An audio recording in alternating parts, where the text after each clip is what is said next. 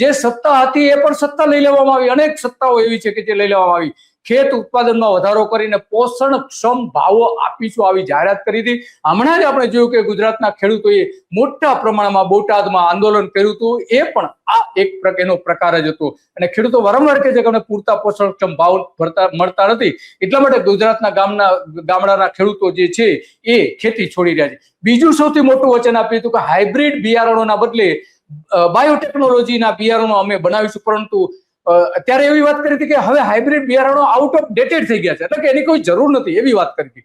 પરંતુ આજે પણ આપણે જોઈએ છીએ કે આ જ સરકારમાં જે કહેવામાં આવે છે કે અમે એનો અમલ કરીશું, પણ બાયોટેકનોલોજીનો ક્યાંય અમલ દેખાતો નથી. વિશ્વ ગામ બનીશું, બન્યું નથી. સમૃદ્ધ ગામ બનાવીશું, સમૃદ્ધ ગામને બદલે ગામડાઓ ભંગાર બની ગયા છે. આજે ઘણા બધા ગામડાઓ એવા છે કે જે ખાલી થઈ ગયા છે.